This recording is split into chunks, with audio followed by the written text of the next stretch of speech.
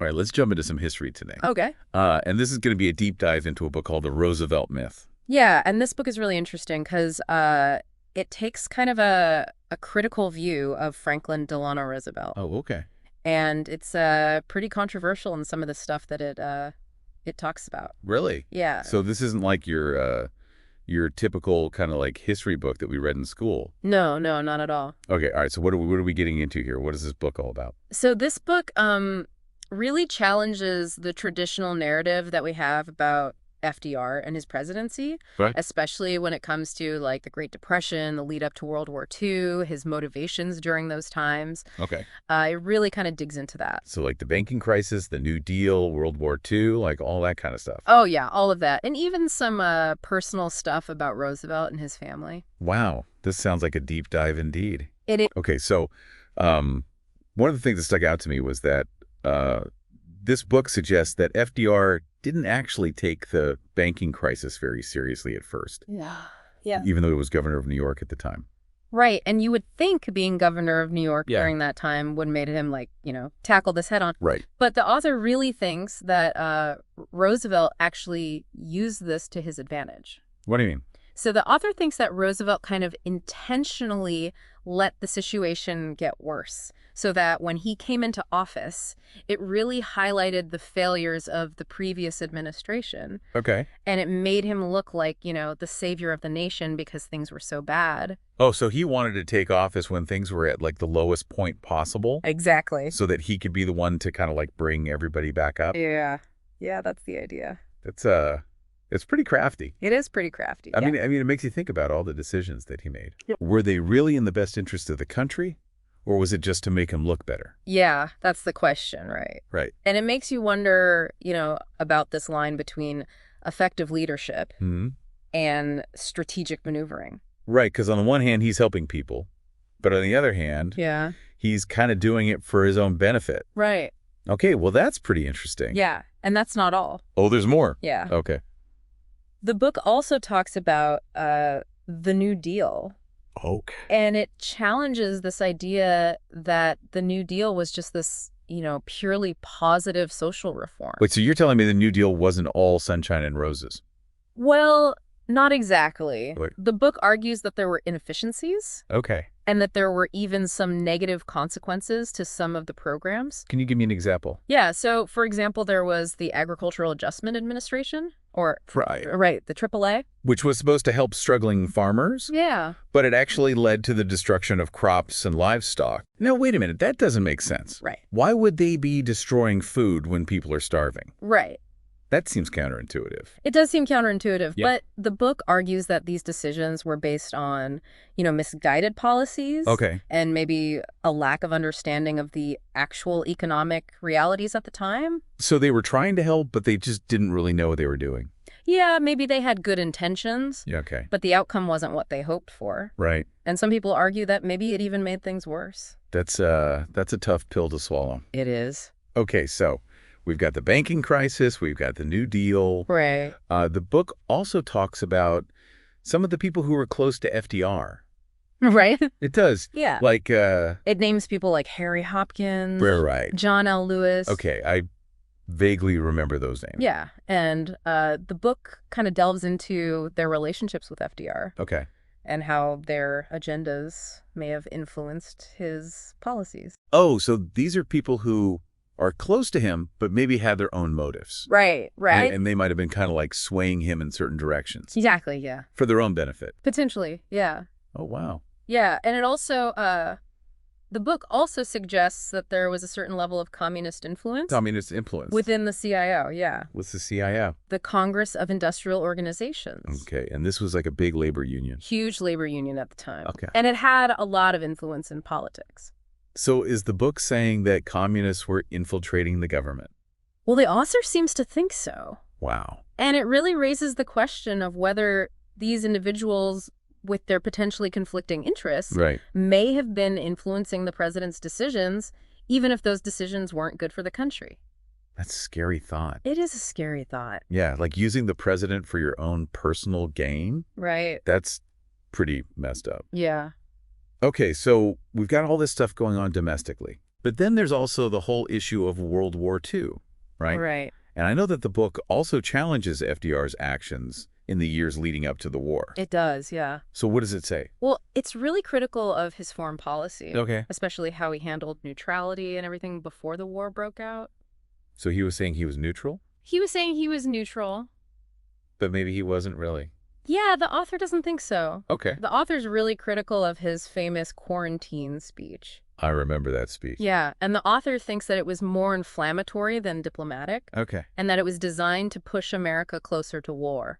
So instead of being a reluctant participant, like we're always taught, Right. he was actually kind of orchestrating it behind the scenes. Yeah, that's the idea. Wow. Yeah, and it really makes you question, was FDR truly neutral? Right. Or was he playing a more active role in shaping those global events? And if he was it for the benefit of the nation or for his own benefit? Exactly. Man, this is heavy stuff. It is. It's really making me rethink everything I thought I knew about FDR. Yeah, and we're just scratching the surface here. Oh, there's more. Oh, yeah. Okay, well, let's keep going then. All right. And one of the things that really shows this is when he tried to change the Supreme Court.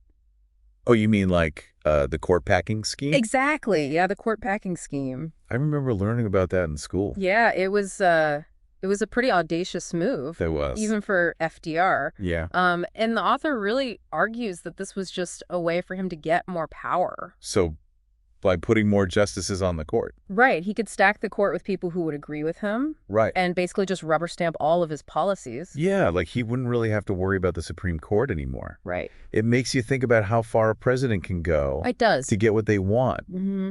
even if it means like messing with the balance of power. Right. And the book also suggests that FDR used his popularity and his influence to basically silence anyone who disagreed with him. Really? Yeah, he would reward people who were loyal to him, Okay. and he would punish people who challenged him. So he was playing like hardball politics. He was. Wow. Yeah, and the book even suggests that programs like the WPA, The Works Progress Administration. yeah, which was supposed to help people get back on their feet, Right. were actually used to pressure people to vote for him. Oh, wow. So he was using government programs to buy votes. Essentially, yeah, That's pretty messed up. it is. It's hard to believe that the guy who's supposed to be like the champion of the common man Right. was actually doing things like this. Yeah, and the author is basically saying that FDR's actions were often motivated by something other than altruism. So maybe he wasn't as selfless as we thought he was. Maybe not. It all comes back to this idea of narrative. It does. Like, how do we know what's true? right. If FDR was so good at manipulating public opinion, Mm-hmm. how can we be sure we're getting the full story about anything? That's a great question, and it's something we should all be thinking about. It is, and it's something that we talk about a lot on this show. We do. Because we want people to be informed. Right. We want them to think critically Exactly. and not just believe everything they hear. Especially in today's world. Yeah, where there's so much information out there. And it's not always accurate. Right. So, yeah, we need to be careful. We do. And we need to do our own research. Exactly. And we need to question everything. Okay. Well, I'm glad we're having this conversation. Me too. So what else does the book say about FDR's actions leading up to World War II? Well, it's really critical of his foreign policy. Okay. It argues that while he was publicly claiming to be neutral, Right. he was secretly working to help the Allies. Oh, really? Yeah, and he was even provoking Japan. Provoking Japan. Yeah, which eventually led to the attack on Pearl Harbor. So you're saying that FDR was intentionally trying to get us into the war? That's what the author believes. Yeah, that's a pretty controversial claim. Yeah, it is. Because I was always taught that he was trying to avoid war. Right. The traditional narrative is that she was reluctant. Yeah. But the author thinks he was more of a mastermind who Oh. was playing the long game. Oh, wow. Yeah. So he was deceiving the American people Potentially. Yeah. to get what he wanted. Mm-hmm. Wow. It's hard to know what to believe It is. when you have such different accounts of history. Right. But that's why it's so important to look at different perspectives Yeah. and to critically examine the evidence. Right. We can't just take things at face value. Exactly. We have to dig deeper. We do. And this is why I think it's so important to be an informed citizen. Absolutely. Especially in our local community. Mhm. If we want to make a positive impact, Right. we need to know what's going on. We do. And we need to be able to separate fact from fiction. I agree. Okay, so going back to the book, Okay. I remember it also talked about some of the people who are close to FDR. Yeah, like Harry Hopkins and John L. Lewis. Right. Those guys? Yeah, the author argues that they had a lot of influence on FDR's policies. Okay. And he even suggests that some of them might have had ties to communism. Communism. Yeah, That's a pretty serious accusation, it is. especially during that time period, like the Red Scare and all that. Exactly. So the author's basically saying that FDR was surrounded by communists. Well, he's not saying that they were all communists, Okay. but that some of them had communist leanings Okay. and that this may have influenced FDR's thinking. It makes you wonder how much of what happened back then was shaped by these ideologies It does. that were kind of hidden from view. Yeah, it's a reminder that history is never as simple as it seems. Yeah, it's not. There's always more to the story. Right. There's always more going on behind the scenes. Exactly. We have to be aware of that. We do. Okay, well, this has been a really eye-opening conversation. Yeah, it is. So what about Eleanor Roosevelt? Oh, yeah. She's an interesting figure in all of this. I know she was a very active first lady. She was. The book kind of takes a critical look at her too, right? It does, yeah. The author suggests that her activism may have gone beyond the traditional role of a first lady, Okay. and that she may have had more influence on policy than people realize.